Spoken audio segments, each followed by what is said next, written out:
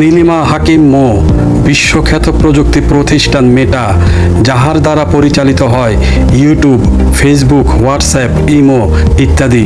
মেটাতে প্রকৌশলী বাংলা ভাষাবিদ হিসেবে যোগ দিয়েছেন নীলিমা হাকিম মো। বাংলাদেশের জন্য গর্বের বিষয়, বাংলাদেশি একজন মেয়ে, সে তার যোগ্যতা বলে মেটাতে চাকরি পেয়েছেন এবং সমস্ত বাংলা ভাষার ব্যাকরণ সব ভুল শুদ্ধ সব কিছুই তার দায়িত্বে। ধন্যবাদ। ডক্টর আব্দুল্লাহ আল মামুন মেটার হেডকোয়ার্টার্স সফটওয়্যার ও মেশিন লার্নিং ইঞ্জিনিয়ারিং হিসেবে যোগ দিয়েছেন, অর্থাৎ প্রকৌশলী বিভাগে যোগ দিয়েছেন আব্দুল্লাহ আল মামুন, বাংলাদেশি সন্তান। ধন্যবাদ আমরা আব্দুল্লাহ আল মামুনকে জানাই, বাংলাদেশের মুখ উজ্জ্বল করুক।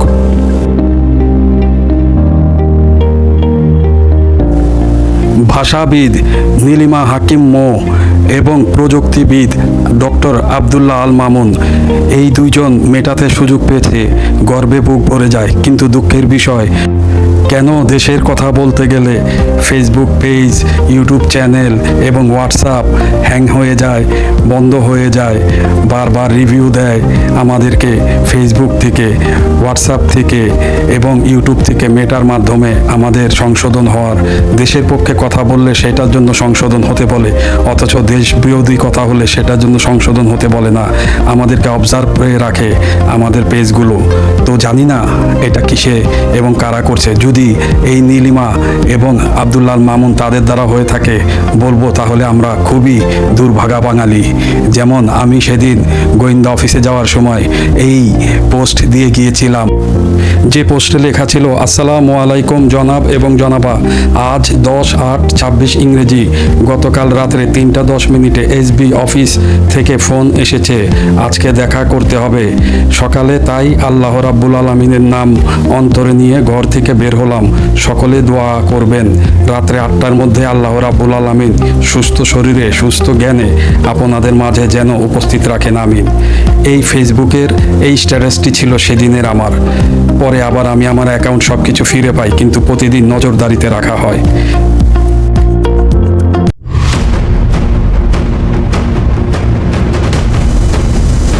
আসসালামু আলাইকুম প্রিয় দর্শক শ্রোতাগণ, আমার ভিডিওর কিছু অংশ মেটা থেকে অফ করে দিয়েছিল, অর্থাৎ বাতিল করে দিয়েছিল। সেই বাতিলকৃত ভিডিওগুলো এপিসোড আকারে আপনাদের নিকট তুলে ধরলাম। দয়া করে সম্পূর্ণ ভিডিওটি আপনারা মনোযোগ দিয়ে দেখবেন। আপনাদের প্রতি আমার বিনয়ের সহিত অনুরোধ রইল। মোহাম্মদ শহীদুল ইসলাম আজিম।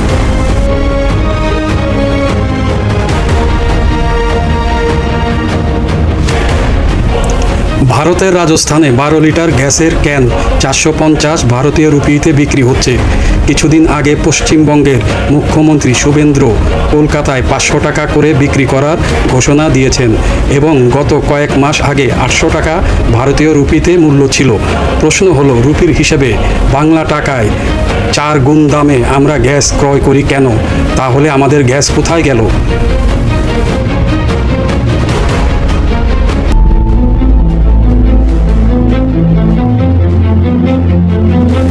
প্রিয় দর্শক শ্রোতা, ভারতের রাজস্থানে 450 রুপিতে 12 লিটার গ্যাসের বার্নার বিক্রি হচ্ছে এবং সেই বার্নার অর্থাৎ ক্যান কলকাতায় বিক্রি হবে 500 টাকা, অর্থাৎ 500 ভারতীয় রুপিতে।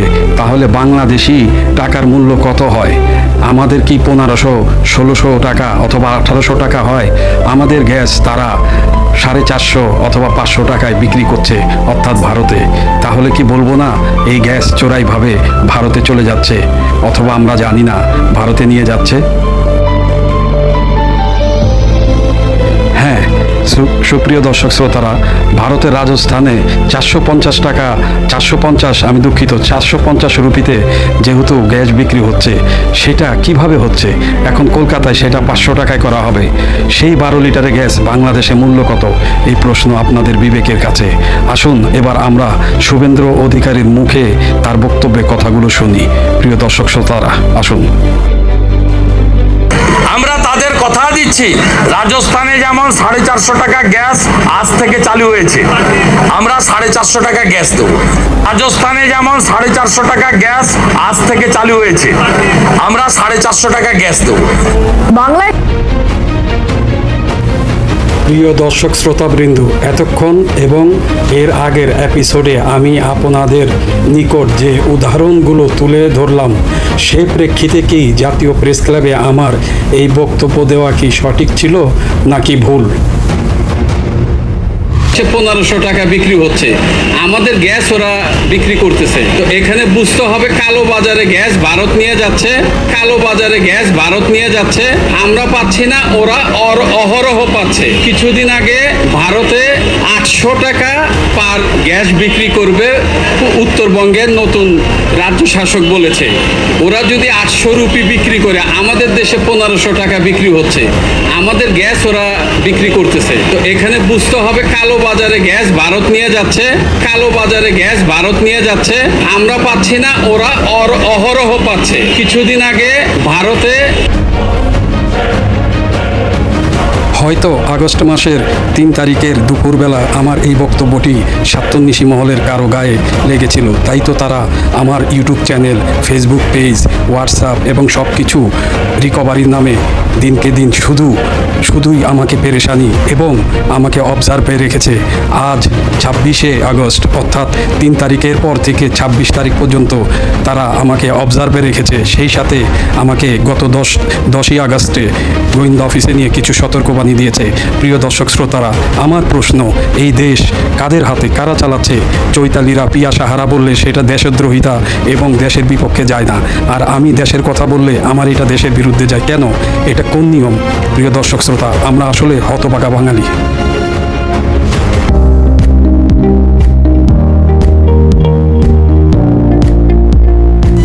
প্রিয়া সাহা, মহিলা ঐক্য পরিষদ, ঢাকা মহানগরের নেত্রী। স্বামী এবং 2 কন্যা সহ প্রিয়া সাহার পরিবার। প্রিয়া সাহার স্বামীর নাম মলয় কুমার সাহা। তিনি একজন বাংলাদেশ দুর্নীতি দমন কমিশনার দুদকের উপপরিচালক বা সহকারী পরিচালক হিসেবে দায়িত্ব পালন করছেন।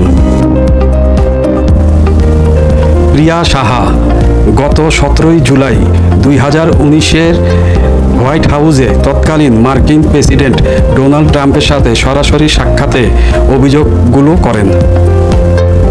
প্রিয় দর্শক শ্রোতাবৃন্দরা, আসুন এবার প্রিয়া সাহার মুখেই ডোনাল্ড ট্রাম্পকে দেওয়া অভিযোগগুলো আমরা শুনি।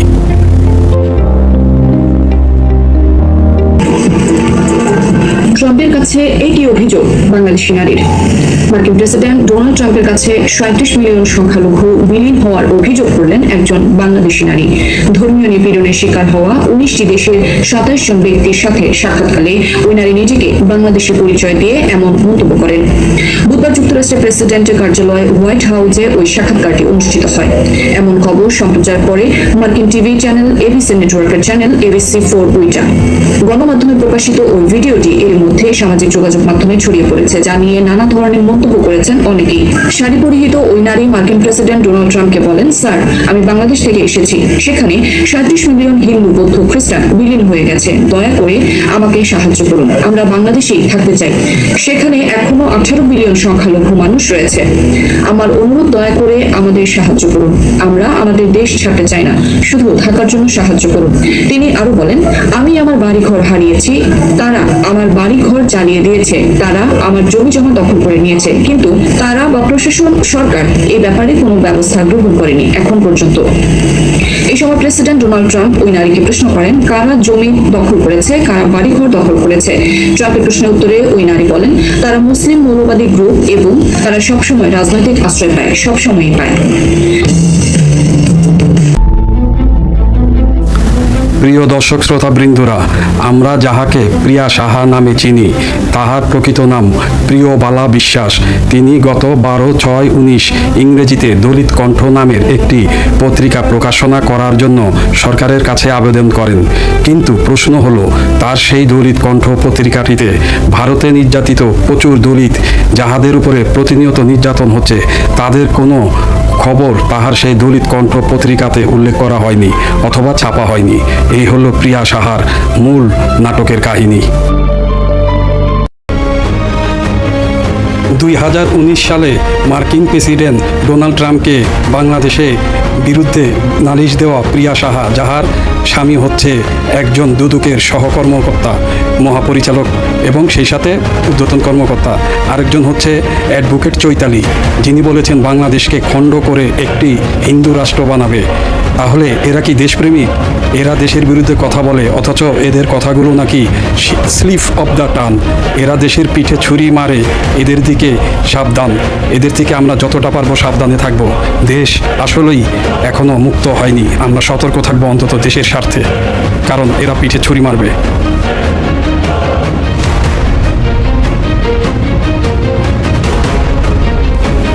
আমরা জানি না কোন কালো হাতের ইশারায় দেশে এই অরাজকতা ধীরে ধীরে বড় আকারে ধারণ করবে। তবে এখনও সময় আছে। সরকারের প্রতি অনুরোধ, চাকরিহারা মানুষের ঢল রাস্তায় নামার আগে সতর্ক হন, ব্যবস্থা গ্রহণ করুন। কেন এই সৃষ্টি, কেন এই শূন্যতা গ্যাসের, কেন বিদ্যুতের এই শূন্যতাগুলো? এখনও সময় আছে, এখনও আমরা সমাধান করার সুযোগ পাবো। গ্যাস এবং বিদ্যুতের অভাবে কলকারখানা বন্ধ হওয়ার উপক্রম হয়েছে এবং বেশ কিছু কলকারখানা বন্ধ হয়ে গেছে। এখনও সুযোগ আছে ফিরিয়ে আবার সেই পরিস্থিতিতে সকলকে ফিরিয়ে আনার। খুব বেশি কিছু হয়নি। অনুরোধ সরকারের প্রতি।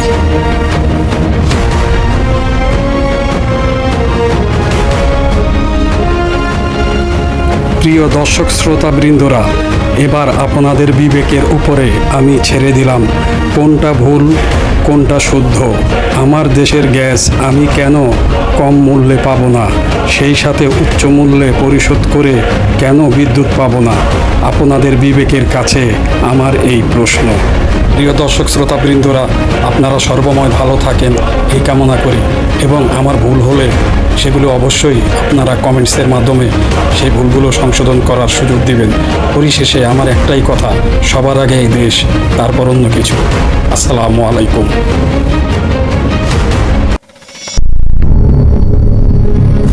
নীরব জনতা এবং জাগো জনতা দেশ এবং সাধারণ জনতার কথা বলে।